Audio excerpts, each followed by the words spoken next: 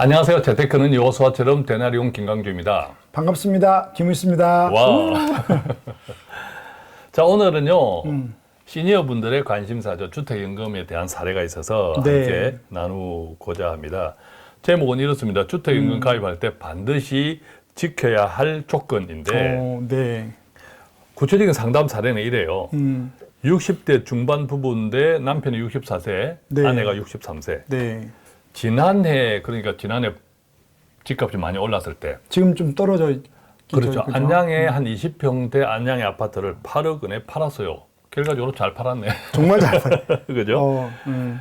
그때 왜 팔았냐 하면 자녀가 이분 가정에는 일남 일녀가 있는데 네. 다 컸어요. 다 네. 커가지고 다른 도시에서 직장 다니고 하는데 손자녀들 필요했구나. 손자녀들 때문에 엄마 손이 필요했구나. 좀 네. 이제 자녀들이 도움을 요청해서 팔고 그쪽으로 자녀들 사는 지역에 옮겨가서 3억 전세 아파트로 아, 집을 사지 않고 예, 전세로. 사지 않고 네. 네. 전세 아파트 가고 또 목돈이 한 5억 원 남았죠. 집을 8억 원에 팔았으니까 지금 현재 그런 상태예요. 월 생활비는 한 200만 원 정도 드는데 네. 이 생활비는 남편 국민연금이 60만 원 나오고 네. 또 두 분이서 조금씩 활동을 하세요. 근로 활동을. 그래서 근로소득으로 시험시험 한 140만 원. 이 근로소득은 손주들 봐주는 소득 아니죠? 아니에요. 네. 아니에요. 네. 그래서 한 200만 원 정도인데 네. 아무래도 이제 연세가 있고 하다 보니까 일하는 것이 조금 부추죠. 부치다. 왜 일하는 것이 부칩니까? 힘에 부칩니까? 하니까 이게 이제 손주들을 보니까.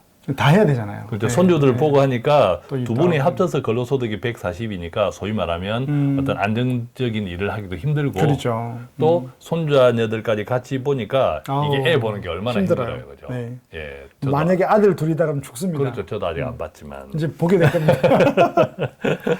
그래서 그냥 일을 하지 않고 네. 좀 살면 좋겠다 소득이 그러다 보니까 이게 따님하고 같이 왔었는데 네. 지금 7억짜리 아파트를 좀 이제 주택연금에 대한 이야기를 듣고 7억짜리 아파트를 사가지고 오. 주택연금을 활용하고 바로 전세 가지고 안 되니까 네. 사가지고 바로 활용하면 한 1억 원 정도로 예비비로 두고 그렇게 하면 부모님이 원하는 것이 좀 되지 않을까라는 이런 상담이었어요.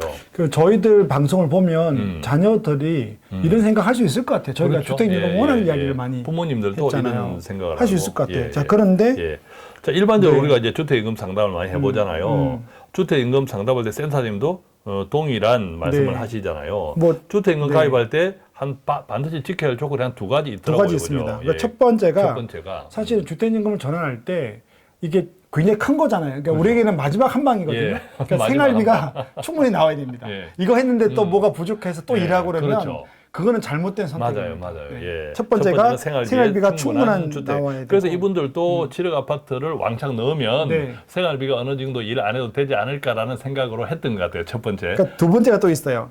이 주택연금은 그때 이야기했지만 7억 아파트가 5억 되더라도 그 자산 가치는 보존해 주는 건데 보존해 주는 그 금액은 장점이 있는데 네, 근데 문제는 이게 인플레이션을 따라서 오르지 않잖아요. 그렇죠. 주택연금이 증가하지 않는다. 네, 5년, 10년 동안 계속 그 돈의 가치는 맞습니다. 유지되는 거니까 예. 실제 가치는 떨어진다. 그러니까 지금 주택연금을 가입해서 100만 원이 나온다 해도 네. 10년 뒤에도 100만 원, 구매력이 떨어지니까 20년 뒤에도 100만 원. 네, 안 되는 거죠. 그렇군요. 네, 그 두 가지를 조건을 좀 봐야 됩니다. 그러면 이제 이분들 같은 경우에는 생활비에 충분한 주택연금을 생각하다 보니까 네네네. 7억 아파트 지금 사서 바로 네. 주택연금을 생각했는데 네. 두 번째 조건 돈 가치가 떨어지는 것에 대비한 이것은 안 되는 거네, 그죠?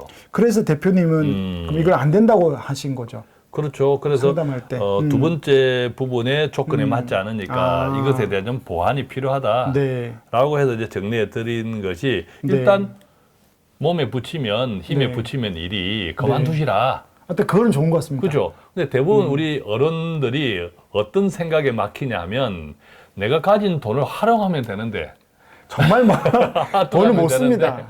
안 써. 가지고 돈을 통장에 있으면서도 안 쓰고 못 쓰고 몸 씁니다. 못 쓰고 그냥 몸을 몸을 씁니다.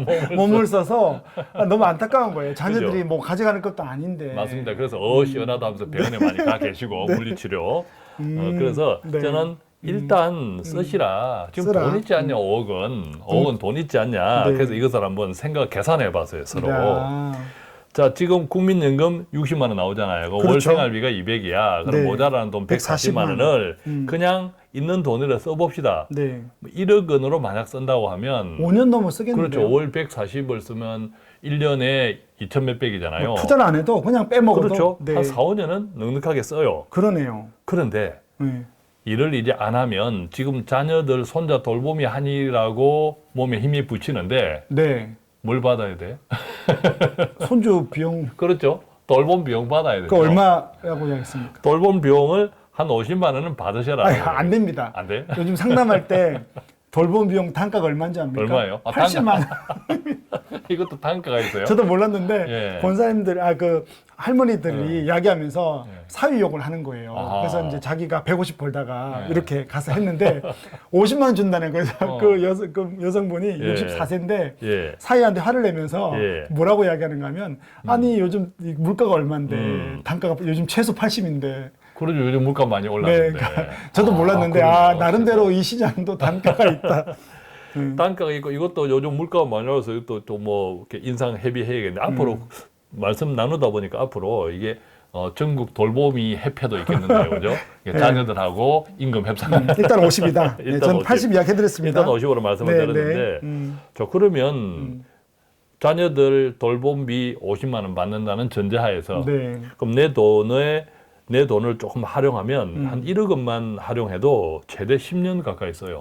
아까 생활비 200만 원 그대로 다 나오겠네요. 그렇죠. 예. 그런데 이게 최대 10년까지 이걸 계속 써라는 말씀은 아니고 어쨌든 주택연금은 필요하죠. 네. 예, 주택연금은 필요한데 지금 당장 집을 사는 건 아닌 것 같다. 그리고 일도 좀 할 필요가 그렇죠. 없다. 왜냐하면 지금 집값이 떨어지고 있잖아요. 그 맞습니다. 그렇죠. 집값이 조정기니까 집을 주택연금은 필요하고 그러려면 집은 사야 되는데 네. 좀 한 2, 3년 기다려보자.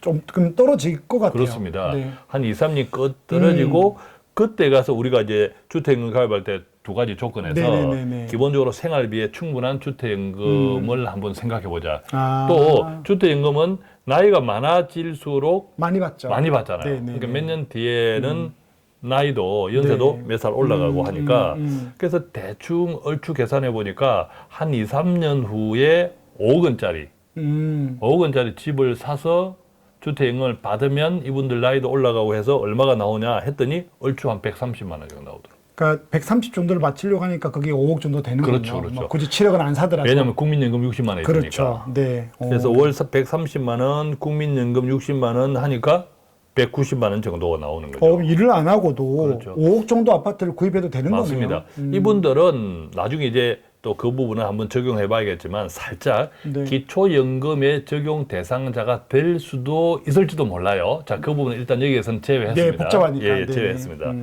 그래서 주택연금 한 5억을 한 2, 3년 뒤에 가입한다고 할 때는 네. 기본적인 지금 생활비 200 가까이는 이것으로 해결되더라. 확보한다. 그럼 목돈이 좀 그렇죠. 남잖아요. 자, 그런데 아까 우리가 주택연금을 가입할 때 반드시 지켜야 될 두 번째 조건이죠. 네, 돈의 두 번째 가치 조건은 하락해라. 돈의 가치. 네. 한번 이 130만 원은 10년 뒤에도 130만 원, 30년 뒤에도 130만 원이니까 10년 뒤만 돈 돼도 가치가 100보다 안 된 가치를 갖고 그렇죠. 있죠. 돈 가치가 떨어져. 그래서 이것을 보완하기 위해서 네. 목돈을 활용하자. 남아있는 돈. 네. 남아있는 돈은 얼추 2억 5천에서 한 3억 정도. 3억까지. 그때까지 뭐 네. 생활비를 좀 쓰다 하더라도 거의 3억은 그대로 남아있을 네, 것 같아요. 그럴 것 자녀들의 돌봄 비용을 아까 좀 인상시키고. 단가 80으로 올려도. 네.